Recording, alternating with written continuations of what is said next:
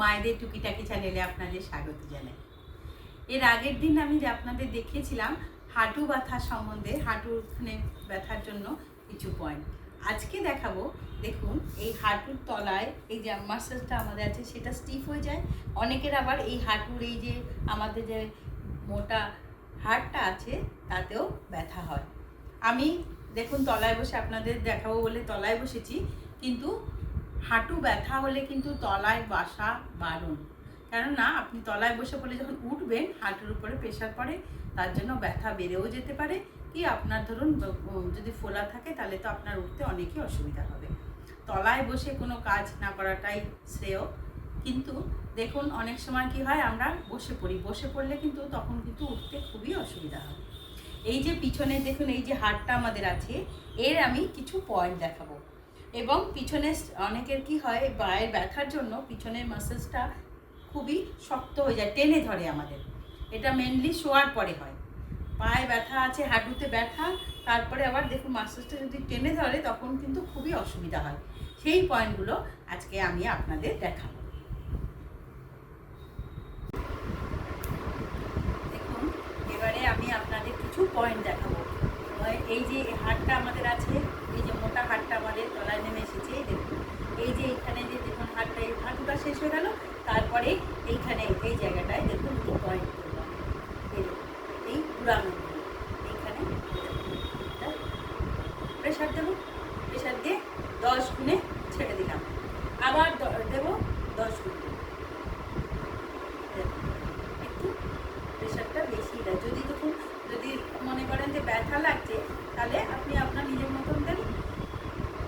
এটা এরকম 10 বার করে 3 বার দেওয়া। আচ্ছা, তারপরে আবার ধরুন একটু তলায়, ধরুন এই 4 আঙুল তলায়, আবার এই জায়গাটায় দেখাচ্ছি আমি আপনাদের। এই জায়গাটায় এই দেখুন, এই আঙুলটা ছেড়ে এই দুটো আঙুল এটা উপরে থাকবে, এইটা ছেড়ে দিয়ে এই দেখুন এই দুটো এই হাড়ের এইখানে, এই দুটো দিয়ে তলাতেও প্রেশার হচ্ছে, এইটাতে উপরে প্রেশার হচ্ছে, এই দেখুন এরকম করে দেওয়া। এইটা আমি ধরুন 10 করলে ছেড়ে দিলাম, আগের মতনই এটাকে 30 গোনা হয়, 3 বার মানে 3 সেট করা হয়, এটা ছেড়ে দিলাম, হয়ে গেল। এবার দেখুন আমি আপনাদের দেখাচ্ছি, এই যে আমাদের এই জায়গাটা আছে, এই যে পায়ের এই জায়গাটা, এখানে একটা গর্ত জিনিস থাকে, আপনি হাত দিয়ে বুঝতে পারবেন, একটা গর্ত মতো।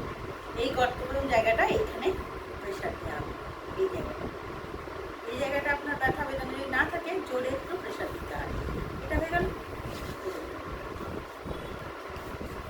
এটা প্রেশার দিয়ে আমি 20 গুনবো, 20 গুনে ছেড়ে দিলাম, আবার 20 গুনবো, এইরকম 2 বার। এই যে পয়েন্টগুলো আমি দেখাচ্ছি, এটা দুটো পায়ে দেওয়া হবে। আপনার বা পায়ে ব্যথা আজ করে বা পায়ে দেবেন, ডান পায়ে দেবেন না তা না, 2 পায়েতেই দেবেন। আবার আর একটা পয়েন্ট আমি আপনাদের দেখাচ্ছি, দেখুন এই যে আমাদের পিছন দিকটা, পায়ের এই পিছন দিকটা একদম শেষে এই দেখুন এই জায়গাটায়, এই দেখুন আমি এটা জিমি দিয়ে দেওয়া হয়। এই জায়গাটায় দেখুন, এই দেখুন এই জায়গাটায়, এইখানটায় দেখুন এরকম করলে এই জায়গাটায় একটা প্রেশার দেওয়া হয়। এটা একটু জোরে দিতে হয়, দিলে আপনার এই জায়গাটা দিয়ে 20 গুনতে হয়। যাদের বেশি পা স্টিফনেস হয় তাদের জন্য বলছি, তাদের কিন্তু এই পয়েন্টটা একটু বেশিবার দিতে হয়। ধরুন এইটা দিয়ে আপনি 20 গুনলেন, এইরকম 3 থেকে 4 বার করবেন, করে ছেড়ে দিলেন, আবার এই জায়গাটা দিলে আপনার এই স্টিফনেস যেগুলো হয় সেগুলো অনেক কমবে।